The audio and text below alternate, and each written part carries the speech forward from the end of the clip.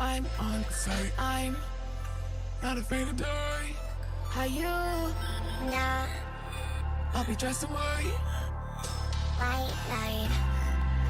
White light. You tell me people out loud. You know that they come out now. So hello guys, welcome back to my channel. So finally I'm getting the first official review of a Subaru on my channel. So I'd like to thank Subaru Pasig and Sir Glenn Hadap. His contact details will be somewhere here on screen and in the description down below. I always wanted to drive this Subaru XV because we got our Stradas back in 2015, but this is the car we highly considered instead of those pickup trucks. And the ground clearance is really high.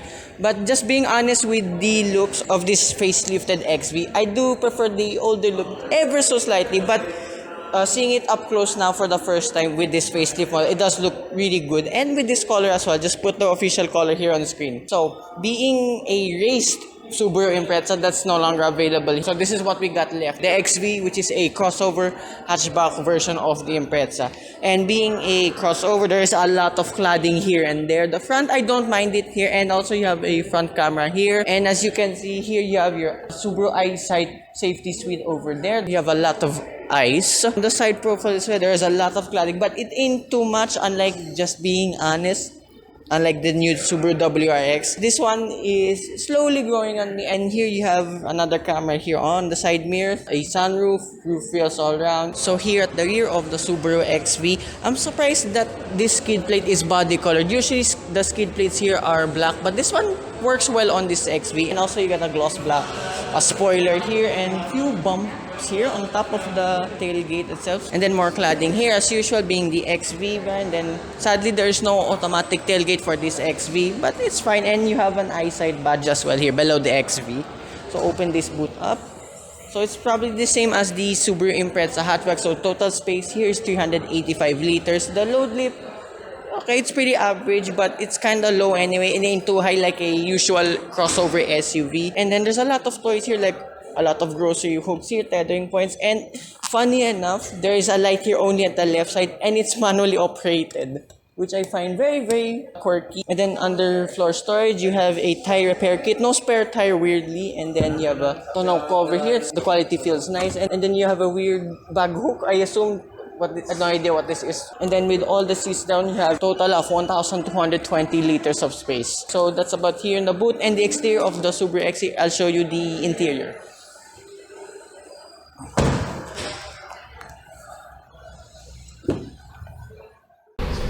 So this is the interior of the Subaru XV, also in other markets, and this is known as the Subaru Crosstrek, which is the name I prefer. And then shut the door. Oh, it sounds solid. Being the first new Subaru I've ever tried out on my channel, yeah, there is a lot going on here. There's like buttons everywhere throughout the cabin. I'm surprised there's not much pure plastic here. They're more of soft touch plastics here, like on the door card, and then the rest here is leather. Oh yeah, speaking of the leather all around here is excellent. I love the quality of it, and every XV has orange stitching, so I was expecting body colored stitching, but they stick with this orange one. It does look nice at least. And then you have a fake carbon fiber trim here on the door where it also holds your memory seat buttons. I find that funny. They even tried to put a carbon fiber trim here on the door. This one is silver, but the one in the back is black. And then here you have your window switches. They're all angled up, by the way. And then you have cubby spaces and bottle holders on each side of the door. My water jug does not fit, but here in the center console it does fit. And then there's also weird space here for your phone.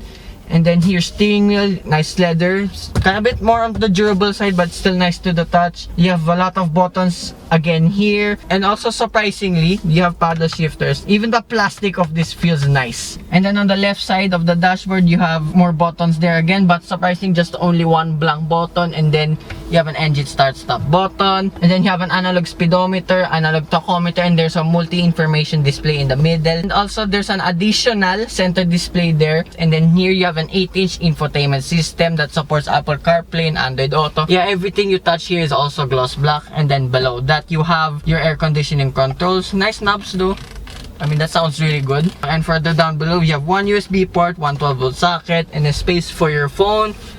My phone kind of fits, so I give that a pass. And then As I said earlier, you have your sunroof here, and then above here for opening the sunroof itself, two lights here, and then you have safety reminders there as well. And then visors, there's a vanity mirror with light. Okay, there's also a ticket clip holder. We don't extend side. I assume the Subaru Evoltis / Ascent have extending sun visors. Review of that coming soon as well. So continuing here, you also have a leather center console box with orange stitching again. Then inside, it's pretty decent. You have one 12-volt socket and then two USB ports in there. And then your gear lever, there's a lot of silver trim and gloss black around it. At least there's still the leather orange stitching around it. Then few more buttons here below. One blank button, then one for your electronic parking brake, auto hold function, and then X mode for your off-road mode. This XV crossover hatchback is capable of doing heavy off-road. That's why we also considered the pre-facelift in the first place. And then glove box, pretty decent. That's about here. In front of the Subaru XV, I'll show you the rear seats. So this is the rear of the Subaru XV. Getting in is surprisingly easy, despite the looks of the C-pillar over here. Okay, that still sounds the same as front. And then the materials is similar in front, but as I said earlier, the carbon fiber trim-ish here is black now. And then space here in the back, feet room, leg room is alright. My headroom, okay, just enough for me. I'm 5'4", but taller people might tend to struggle here ever so slightly. And then if I sit here in the middle, transmission tunnel isn't that wide. You can put your feet up, and then if I sit here in the middle, it's a bit harder than usual than sitting in the left and right side of the seats, but it's tolerable for me. And my headroom is only that much left. And then not much toys here, surprisingly. And then you have one light here, and then weirdly Subaru didn't even bother to put a map pocket behind the driver's seat, but at least there's on the passenger side. No toys there in the middle as well, and as well no central armrest here, sadly. But the seats here are really nice. And then also I just noticed now the design of the seats. I was wondering why there's so much holes, but in different lighting it's actually like a honeycomb design here. And then you have two isofix anchor points on each side. You have two smaller cubby spaces and bottle holders in each side. My water jug still doesn't fit. So that's about it here in the rear. Not much toys here. So I'll show you the engine.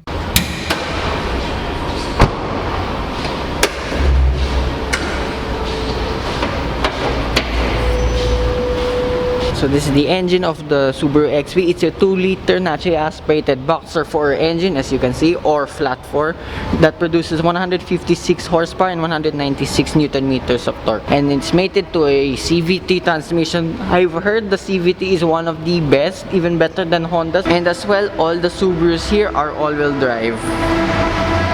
So also I found something funny here. Subaru F1. We know how that all went in their time in F1. So with that let's go for a drive.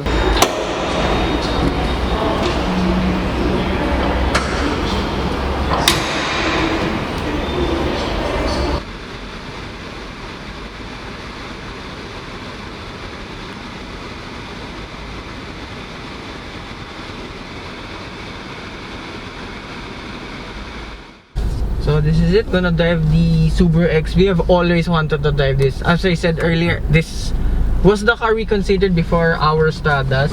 And yeah, I'm very happy that I'm gonna drive this now. And first impressions, like all the Subarus, even the old one, my cousin's 2003 Subaru Forester, the review of that will be in the description down below as well. When you start it from a cold start, it does shudder since it's a boxer engine. But being the modern Subarus, you notice it, but it's not as much as, I gotta say, as the older Subarus. And then like the 2003 Forester that I've driven, this steering feel, since it's an all-wheel drive system, there's nice weight to it. It's not as heavy as that, but there's very nice weight to it. So I'm just in intelligent mode, so I will try sport mode later on. And as well, this only has two driving modes, intelligent and sport mode. Okay, over humps and bumps, okay, it seems pretty comfortable already. And then the CVT, yeah, I'm surprised it's pretty punchy. I'm not throwing it that much yet, so let's try it. Oh wow, that's really responsive.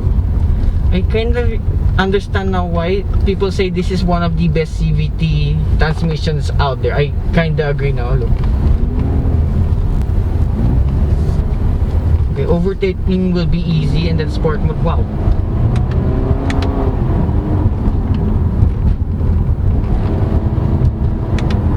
okay pa. The response time of the simulation of the CVT is really good. I'll be honest, it feels like more of a conventional automatic transmission rather than a CVT transmission. I'm really impressed with this. And then body lean, not that much, surprisingly. The handling of this is excellent. Like there's so much good feel. And then sport mode, the steering wheel firms up ever so slightly only. And then let's floor it. That's really good. We're here in Landers now, gonna test the handling.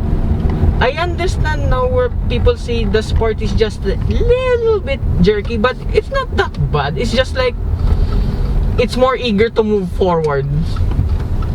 And okay, I love Sport mode. And the CVT is probably, I gotta say now, it's better than Honda. Way better than Honda's. And then here the handling part, Sport mode again. And the paddle shifters are very nice to use.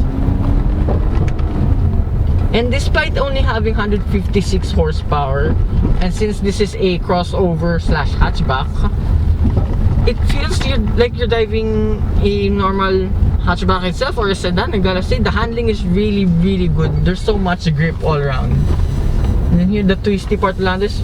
I'm having so much fun.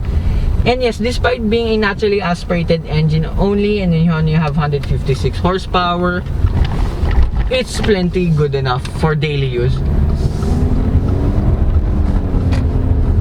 And then I do like that if you're not in manual mode or in intelligent mode, it's still responsive. I mean, the CVT acts more like an automatic transmission itself rather than a CVT, as I said earlier. I'm really surprised with this. Then being the Boxer engine compared only to the 2003 Subaru Forester, just being honest, since that's the only Subaru I've driven so far, there's not much of a shudder at a standstill and going to a stop. You don't feel the shudder that much despite being on Boxer engine. So as well, being the NVH of this Subaru XV is really good. There's not much tiredness. That's what I'm impressed about with this Subaru XV. Oh gosh, so I'm kind of thinking, what if we got this car instead of our pickup trucks? We could have enjoyed either car anyways. Oh my gosh, so if you take this to Tagaytay, to Baguio, I would have enjoyed driving this up the twisties. So well, why you also consider this XV, because this is off-road capable. So I'm not gonna touch the X mode off-road for obvious reasons, but good to know you can off-road this, and despite being a crossover hatchback only. And then one drawback though with the Boxer engine, just driving it here around in the city, heavy-footed, take note of that, right? I've been averaging 17 liters per 100 kilometers. That's my average already on the way here to Landers. Yeah, they can be thirsty, little bit thirsty, but this one's reading is not too bad, I got to say. If you're flooring it, get up to speed really quickly. So what else can I say with this Subaru XV? Oh yeah, I've just noticed now the fuel filler cap lever is quite big, probably one of the biggest I've seen as well. So what else can I say with this Subaru XV? I like it. I really like it. Would I buy one again? About that, the price now is 1,908,000 pesos. It is quite safe, but you're getting a lot since this is one of the safest in its class. I think it's also the only one in its class. Correct me if I'm wrong, since this is a crossover hatchback. I gotta say it's pretty much worth it, because as well, besides the safety suite and the cabin here feels more premium than usual, and it drives really well, and its off-road capability, this is very much worth it. So I highly recommend it. So if you're planning to buy a Subaru, I highly recommend Subaru Pasig and Sir Glenn over here. His contact details and the address of Subaru Pasig will be in the description down below. So I'd like to thank them so much for being the first ever Subaru dealer for me to feature on my channel. So that concludes my review of this Subaru XV. Thank you so much to Sir Glenn again. So hope you guys like and subscribe, and I will see you with more Subaru reviews. So I'm upcoming the Evoltis and the Subaru Forester. Bye bye.